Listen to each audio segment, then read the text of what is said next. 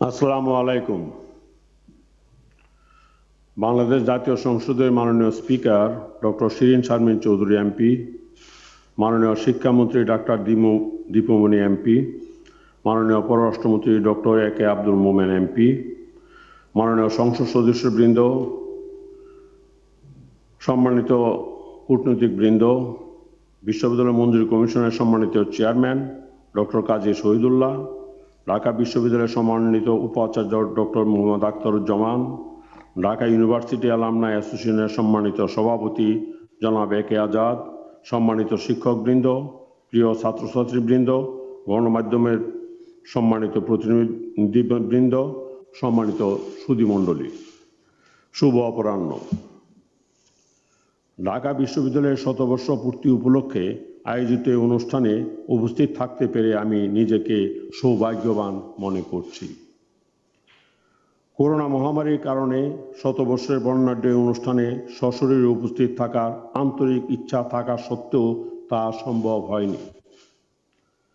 আশা করি মহামারীর অবসান ঘটলে বিশ্ববিদ্যালয়ের অন্য কোনো অনুষ্ঠানে অংশ নিয়ে আপনাদের সাথে নিশ্চয়ই মিলিত হতে পারব ইনশাল্লাহ। ডিসেম্বর আমাদের বিজয়ের মাস। সবাইকে বিজয়ের শুভেচ্ছা ও উষ্ণ অভিনন্দন।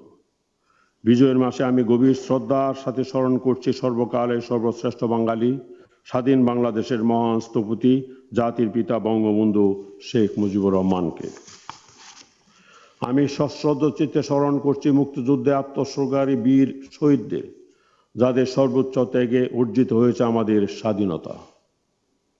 আমি শ্রদ্ধা জানাই মুক্তিযুদ্ধের সংগঠক, সমর্থক, বিদেশি বন্ধু, যুদ্ধাহত ও শহীদ পরিবারের সদস্য সহ সর্বস্তরের জনগণকে, যাদের অসীম সাহস ও আত্মত্যাগের বিনিময়ে আমরা অর্জন করেছি সার্বভৌম দেশ ও স্বাধীন জাতিসত্তা।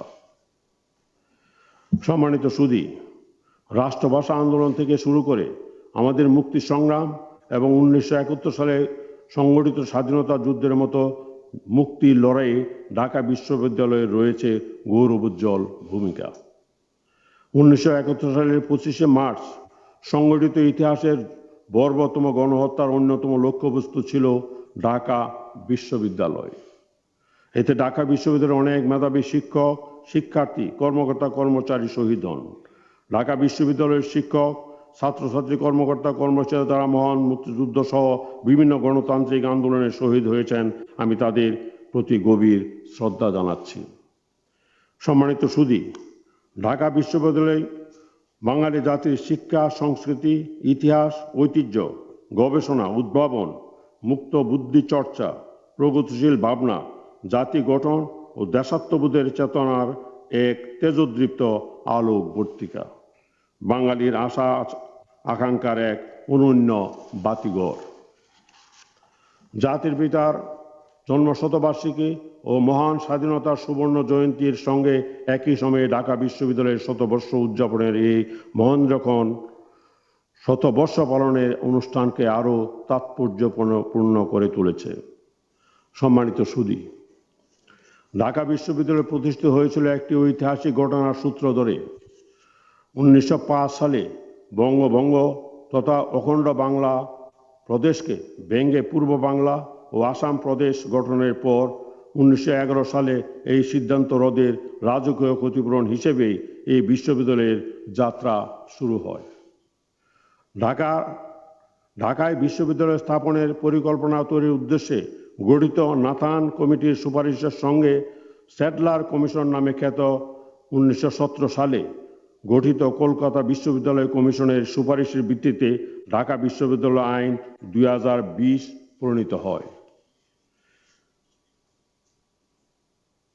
সেই আইনের ভিত্তিতেই 1921 সালের 1 জুলাই আনুষ্ঠানিক যাত্রা শুরু হয় এই বিশ্ববিদ্যালয়ের। সেদিন 12টি বিভাগ ও 877 জন শিক্ষার্থী নিয়ে এই বিশ্ববিদ্যালয়ের ঐতিহাসিক পথ চলা শুরু হয়েছিল। সেই বিশ্ববিদ্যালয়ে আজ 84টি বিভাগ ও অধ্যয়নরত শিক্ষার্থীর সংখ্যা প্রায় 38,000। 2 জন নারী শিক্ষার্থী নিয়ে বিশ্ববিদ্যালয়ের যাত্রা শুরু হলেও বর্তমানে ছাত্রীর সংখ্যা 40%-রও বেশি। দেশের নারীর ক্ষমতায়নের এটি একটি বিশাল সাফল্য। ঢাকা বিশ্ববিদ্যালয়ের 100 বছরের গৌরবময় ইতিহাসের দিকে ফিরে তাকালে দেখা যায়, মুসলিম অধ্যুষিত পূর্ব বাংলায় মুসলিম নেতৃবৃন্দের খুব প্রশমনের উদ্দেশ্যে প্রতিষ্ঠিত হলেও জন্মলগ্ন থেকেই ঢাকা বিশ্ববিদ্যালয় ছিল অসাম্প্রদায়িক ও অনন্য বৈশিষ্ট্যের এক গৌরবময় বিদ্যাপীঠ। সূচনালগ্ন থেকে এই বিশ্ববিদ্যালয়কে কেন্দ্র করে মুক্তি বুদ্ধি চর্চা শুরু হয়। সম্মানিত সুধী, দক্ষিণ এশিয়ার শিক্ষা ও জ্ঞান অনুশীলনের পটভূমিতে 1921 সালে ঢাকা বিশ্ববিদ্যালয় প্রতিষ্ঠার গুরুত্ব ছিল অত্যন্ত সুদূর প্রসারী। বিশ্বজ্ঞানের সঙ্গে ব্যক্তিমনের সমন্বয় ঘটানোই বিশ্ববিদ্যালয়ের প্রধান লক্ষ্য ও উদ্দেশ্য। ঢাকা বিশ্ববিদ্যালয় শুরু থেকে এই বিষয়টির উপর গুরুত্ব দিয়ে আসছে।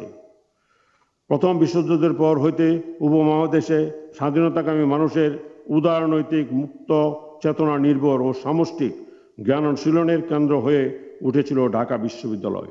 ফলে উপনিবেশিক মানসিকতা মুক্ত শ্রেণী সৃষ্টির পথও প্রশস্ত হয়। আর সেই পথ ধরে এই বিশ্ববিদ্যালয় শেষ পর্যন্ত বাঙালির স্বাধীনতা সংগ্রামেরও সূতিকাগার হয়ে উঠেছিল। প্রতিষ্ঠার প্রথম 20 বছরের মধ্যে এই বিশ্ববিদ্যালয় আন্তর্জাতিক পরিমণ্ডলে ব্যাপক পরিচিতি লাভ করে। এ সময়ে পদার্থবিজ্ঞানের শিক্ষক সত্যেন্দ্রনাথ বসু বিজ্ঞানী আলবার্ট আইনস্টাইনের সঙ্গে যৌথভাবে আবিষ্কার করেন বুশ-আইনস্টাইন কোয়ান্টাম তত্ত্ব। অন্যদিকে বহু ভাষাবিদ ডক্টর মোহাম্মদ শহীদুল্লাহ প্রমাণ করেন যে বাংলা ভাষার উৎসস্থল গৌরীয় প্রাকৃত ভাষায়, যেটি ছিল বাংলা ভাষার ইতিহাসে এক যুগান্তকারী অবদান। সম্মানিত সুধী, দ্বিতীয় বিশ্বযুদ্ধকালীন অস্থিরতা ও মন্দা এবং বিশেষ করে 1947 সালের ভারত ও পাকিস্তান রাষ্ট্র সৃষ্টির ঘটনা ঢাকা বিশ্ববিদ্যালয়ের যাত্রাকে গভীরভাবে প্রভাবিত করেছিল। পাকিস্তানের সূচনা লগ্ন থেকে ঢাকা বিশ্ববিদ্যালয়ের সঙ্গে সরকারের সামাজিক, সাংস্কৃতিক, বুদ্ধিভিত্তিক ও আদর্শিক টানাপোড়েন শুরু হয়। এর প্রথম প্রকাশ ঘটে রাষ্ট্রভাষা আন্দোলনের মধ্য দিয়ে। মাতৃভাষা বাংলাকে পাকিস্তানের রাষ্ট্রভাষা হিসেবে গ্রহণের দাবিতে 1948 সাল থেকে সূচিত ঐতিহাসিক এই আন্দোলনের নেতৃত্ব দিয়েছিল ঢাকা বিশ্ববিদ্যালয়ের শিক্ষার্থী ও শিক্ষক বৃন্দ। 1952 সালের 21 ফেব্রুয়ারি বাংলাকে রাষ্ট্রভাষা করার যৌক্তিক দাবিতে ঢাকা বিশ্ববিদ্যালয়ের শিক্ষার্থীরা জীবন উৎসর্গ করেন।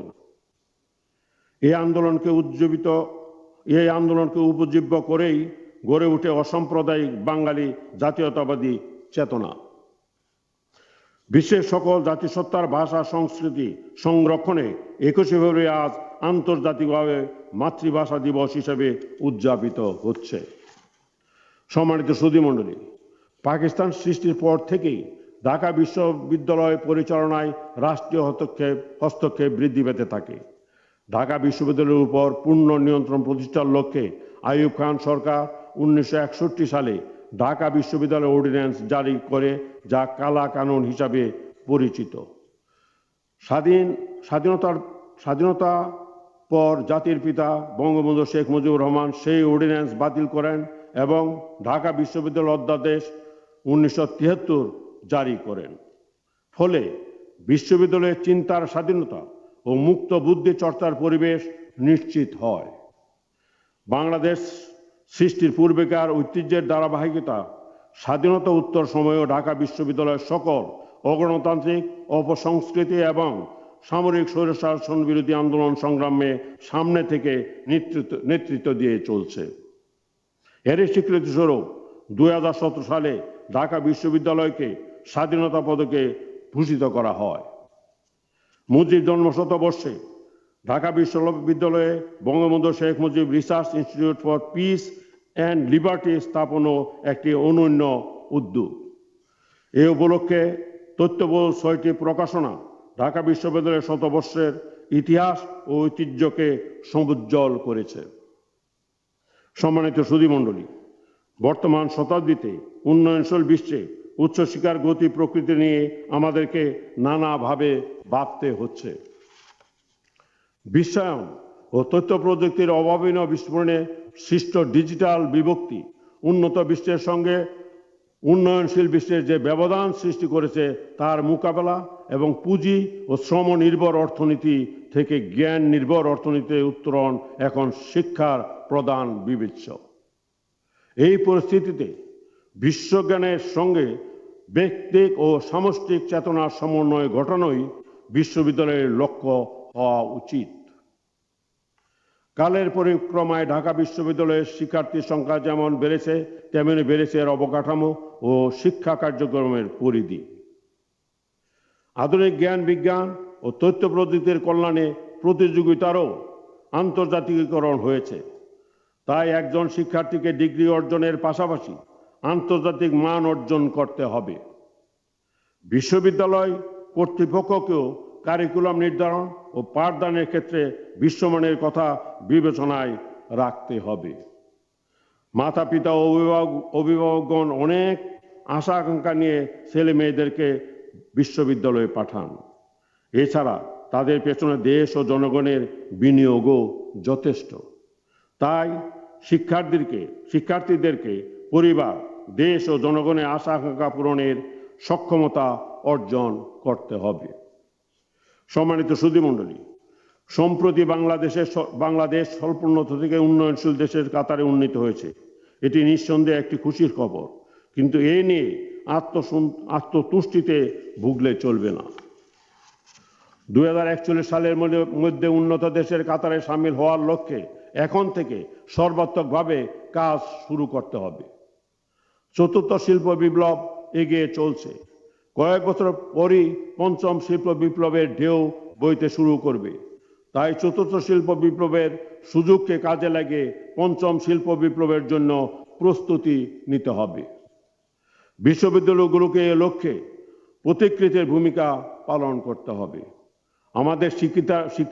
আমাদের শিক্ষার্থীরা যাতে তথ্য প্রযুক্তি সহ জ্ঞান বিজ্ঞানের সকল শাখায় বিশ্বব্যাপী সফলতার সাথে এগিয়ে যেতে পারে সেভাবে তাদেরকে গড়ে তুলতে হবে। অবকাঠামো, শিক্ষক শিক্ষার্থী, ডিপার্টমেন্ট এবং ইনস্টিটিউটের সম্প্রসারণ একটি বিশ্ববিদ্যালয়ের উন্নয়নে ভূমিকা রাখে, কিন্তু এক্ষেত্রে শিক্ষা ও গবেষণার মানই মূল সূচক। জাতীয় ও আন্তর্জাতিক শ্রম বাজারের চাহিদা ও যোগ্যতা বিবেচনা করে শিক্ষার মান ও শিক্ষার্থীদের সক্ষমতা বাড়াতে বিশ্ববিদ্যালয় সহ উচ্চশিক্ষা প্রতিষ্ঠানগুলোকে এগিয়ে আসতে হবে। আমি আশা করব ঢাকা বিশ্ববিদ্যালয় এই যাত্রাপথে নেতৃত্বের ভূমিকায় থাকবে। সম্মানিত সুধীমণ্ডলী, স্বাধীনতার 50 বছর পূর্তির শুভক্ষণে বাংলাদেশ পরিচালিত হচ্ছে স্বাধীনতার স্বপ্নদ্রষ্টা বঙ্গবন্ধুর সুযোগ্য কন্যা জননেত্রী শেখ হাসিনার গতিশীল নেতৃত্বে। বঙ্গবন্ধুর স্বপ্নের সোনার বাংলা গড়ে তোলার অভিযাত্রায় বর্তমানে আমরা এগিয়ে চলেছি ভিশন 2041 বাস্তবায়নের লক্ষ্য নিয়ে। এই লক্ষ্য অর্জনের জন্য প্রয়োজন যুগের সঙ্গে তাল মিলিয়ে চলতে সক্ষম, দক্ষ ও মেধাবী জনশক্তি তৈরি, যারা আমাদের এই অভিযাত্রাকে বাস্তবে রূপ দিতে মাঠে কাজ করবেন। ভবিষ্যৎমুখী এই অভিযাত্রায় আপনাদের সকলকে সামিল হওয়ার আহ্বান জানিয়ে আমি ঢাকা বিশ্ববিদ্যালয়ের 100 বছর পূর্তি এই মহান স্বাধীনতা সুবর্ণ জয়ন্তী উদযাপন অনুষ্ঠানের শুভ উদ্বোধন ঘোষণা করছি। আপনারা সবাই ভালো থাকুন, সুস্থ থাকুন, মহান আল্লাহ আমাদের সহায় হন। জয় বাংলা, খুদা হাফেজ, বাংলাদেশ চিরজীবী হোক। আসসালামু আলাইকুম।